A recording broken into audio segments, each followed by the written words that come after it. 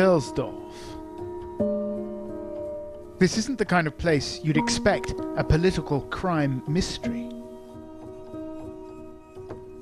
But there have been sinister goings-on in this little village, population 800 odd, about an hour's drive north of Hamburg. Last September, the mayor called a meeting of the local council. He suggested they house a refugee family in the village. Some were unhappy.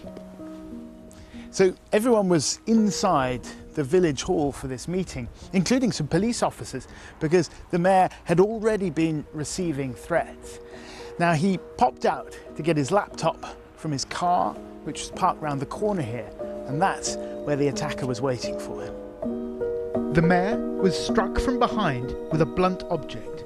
He lost consciousness.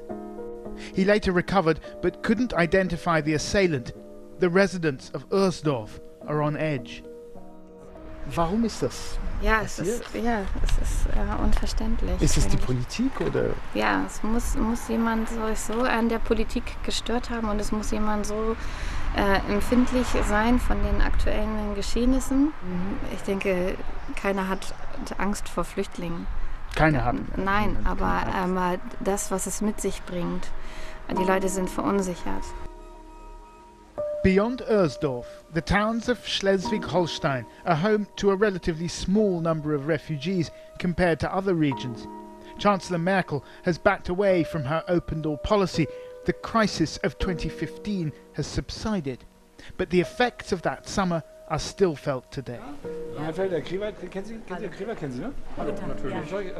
The biggest political winner has been Alternative for Germany, or AfD, a right-wing party founded only 4 years ago that could become the third largest in the Bundestag. They invited us to one of their events with their deputy leader Beatrix von Storch. Frau von Storch is descended from European aristocracy, and if enough British royals suddenly dropped dead, could conceivably move into Buckingham Palace. But behind the sausages and the joviality, their posters tell a different story, with barely concealed nationalistic references to German ethnicity and homeland.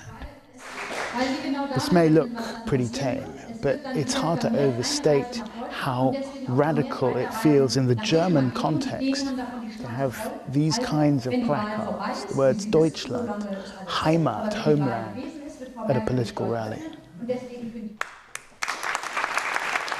They talk about Europe. They want more sovereignty. They talk about money. Germany's always footing the bill, they say. But most of all, they talk about Islam and immigration. When did you start getting interested in this party? Oh, it was when Mrs. Merkel opened the borders. Yeah. And it's no longer my country. She thinks she is the queen of Germany or what. I hate her. Really? Yes, really.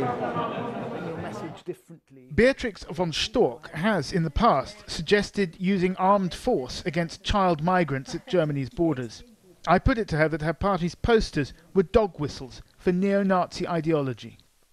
We are saying Islam does not belong to Germany, which is a historical fact, and we're making very clear we don't want to move towards a society which is more and more influenced by Islam. We don't want that. I don't think you can call that the way you just call it. What else do you mean? Well, you've got two posters out there, for example. You've got one that says, "Our land, our homeland," and then you've got another one that says, "New Germans will make them ourselves," with a very obviously pregnant woman. White pregnant woman. Yeah. How is that not hinting at a much darker slogan from a previous era, which was blood and soil? No, I think it's very normal what we're saying, and just saying we don't want to have the reproduction of our country done only by others or by migration. What is going on at the moment? So this replacement migration. And can you understand why, given Germany's history, some people are worried about that?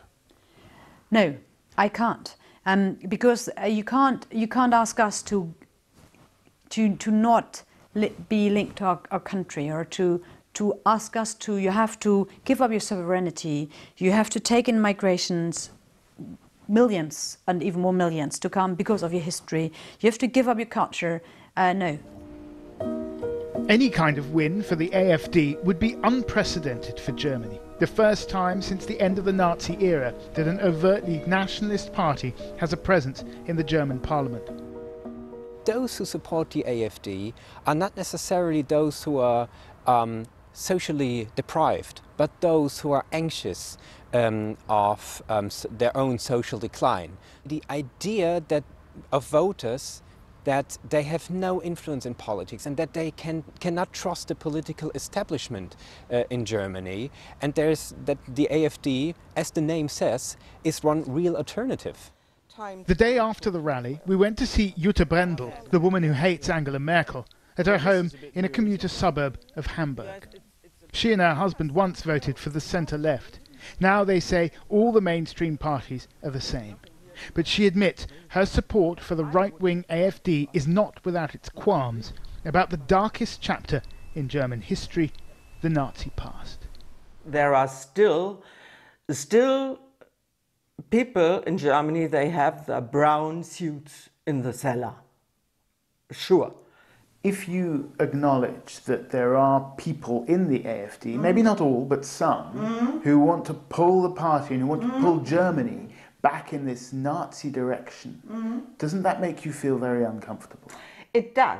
But you see, I have no other chance in this country to have a voice. Really? Really? Not all Germans are fearful of refugees and migrants, far from it. The AfD knows it'll not end up in government, no matter what happens in the election. But with seats in parliament, it will be in a strong position to shift the German political mainstream to the right.